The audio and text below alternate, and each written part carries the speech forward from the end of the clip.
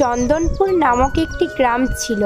সেই গ্রামের বেশিরভাগ মানুষ চাষবাস করে তাদের জীবনযাপন করত।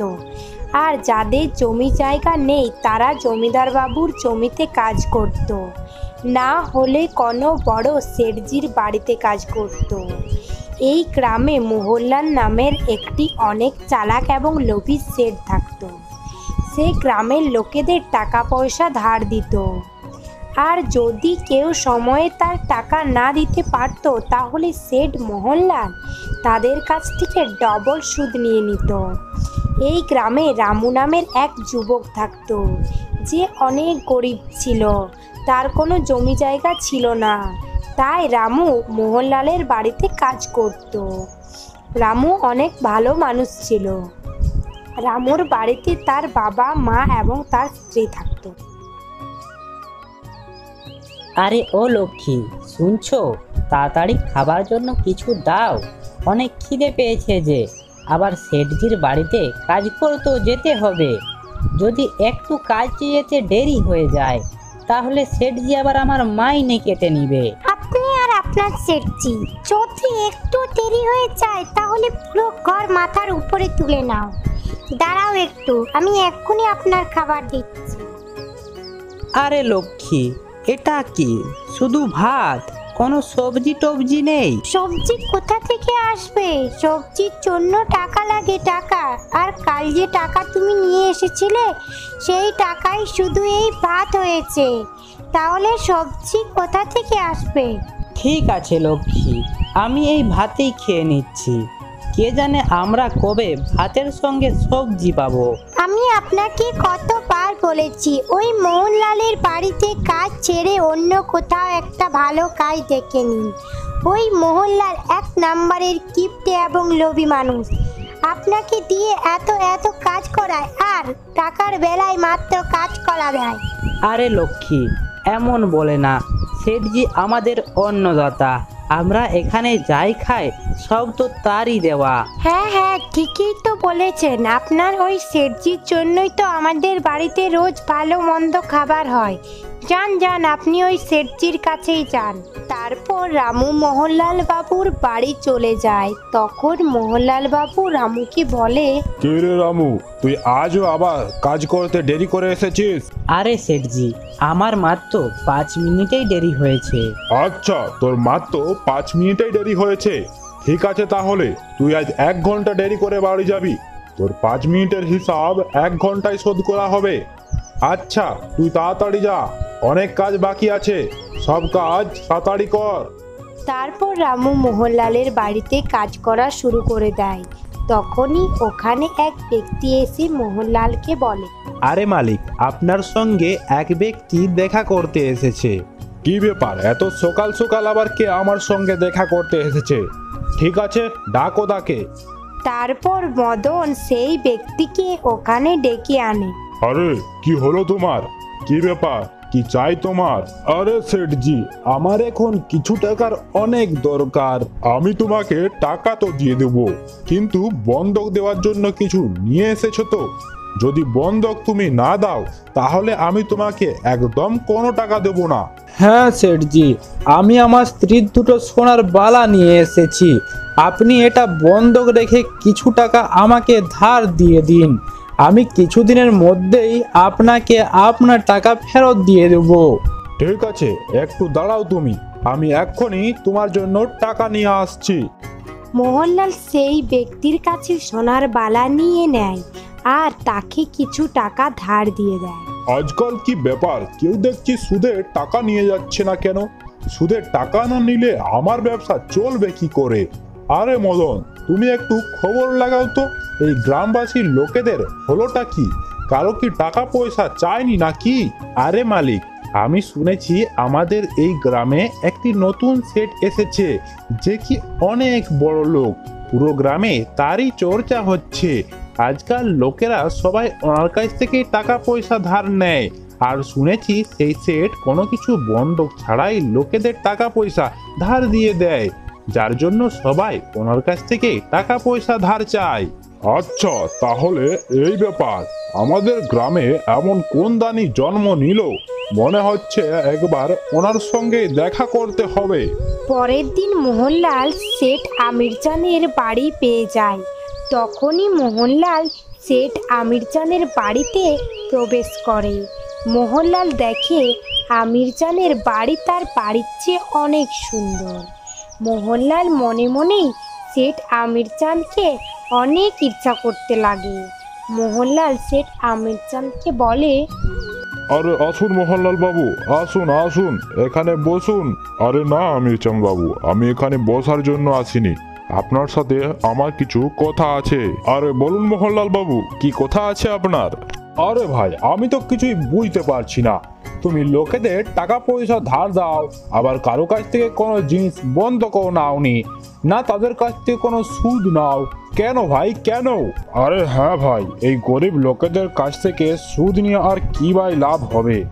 ব্যাস একটু ওদের কাজে লেগে যায়, আর কি ভাই চাই? আমার কাছে তো ভগবানের দেওয়া সব কিছুই আছে।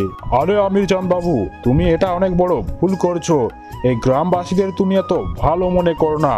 সুদ নিয়ে যদি টাকা পয়সা দেওয়া শুরু করেছো, তাহলে দেখবে ওরা কাল তোমার মাথায় চেপে বসবে।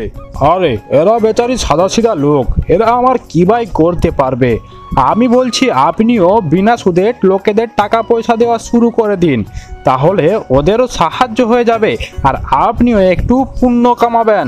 আরে এই পুণ্য তুমি এই নাও, আমি এই পুণ্য অন্য কোথা থেকে কামিয়ে নেবো।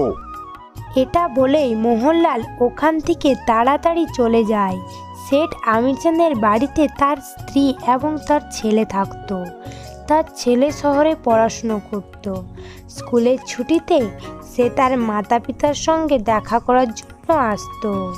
এদিকে মোহনলাল ঘরে ফিরে সারা রাত ধরে আমিরজানের ঘরের কথাই ভাবতে থাকে। যদি তার ঘর এত সুন্দর হয়, তাহলে তার টাকা পয়সাও তো অনেক হবে। এটা ভেবেই মোহনলালের মনে একটা বুদ্ধি আসে। মোহনলাল রাত্রিবেলায় লুকিয়ে লুকিয়ে রামুর বাড়ি যায় আর রামুর ড্রেস পরে নেয়। আরে ভাই, আমাকে তো কেউ চিনতেই পারবে না, কেউ আমাকে সন্দেহও করবে না, আর যদি কেউ আমাকে দেখেও নেয় তাহলে সবাই এই দেশে আমাকে রামুই ভাববে। এটা ভেবেই মোহনলাল লুকিয়ে লুকিয়ে আমিরজানের বাড়ি পৌঁছে যায়। তিজুরির থেকে টাকা পয়সা আর গয়না চুরি করে পালাতে থাকে। সকালে যখনই আমিরজানের ঘুম ভাঙে, তখনই আমিরজান দেখে তাদের সমস্ত টাকা পয়সা চুরি হয়ে যায়। কিছুক্ষণ পর আমিরজানের বাড়িতে পুলিশ আসে। আমিরজান পুলিশকে সব কিছুই বলতে থাকে।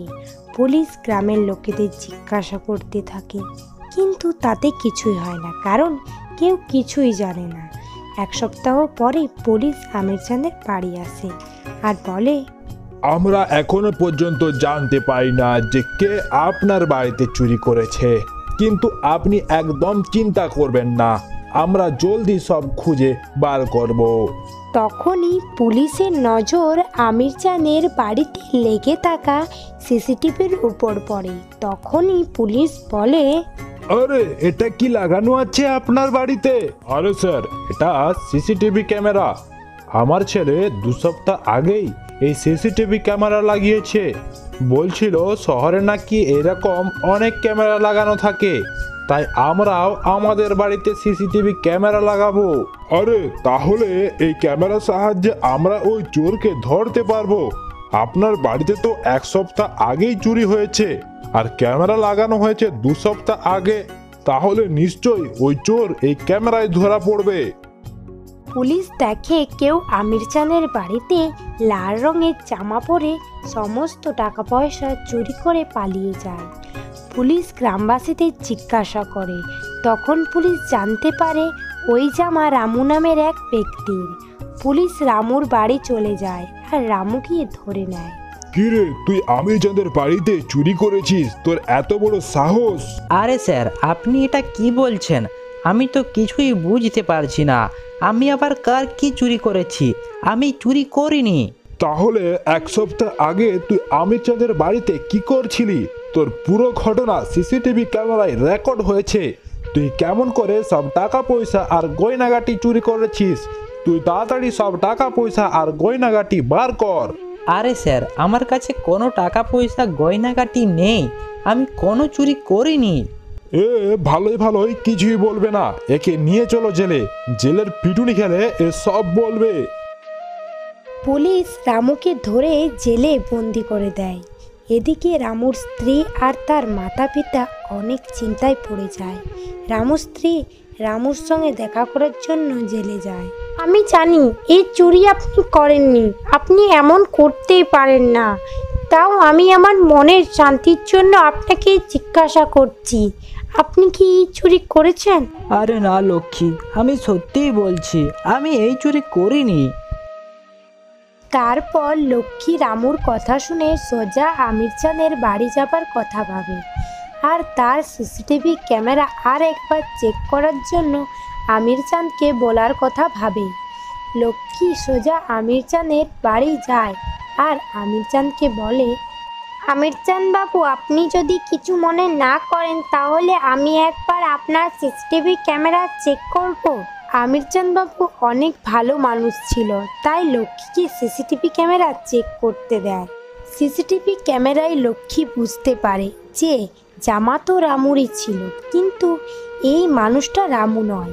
লক্ষ্মী আর একবার ভালো করে সিসিটিভি চেক করে।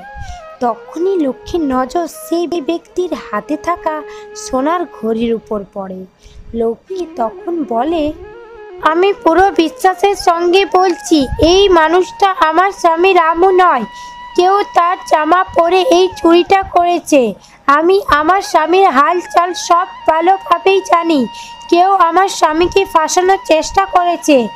আপনি ওই ঘড়িটা দেখেছেন, ওটা আমার স্বামীর নয়। এই গ্রামের যার এই ঘড়িটা হাতে থাকবে সে এই চুরিটা করেছে।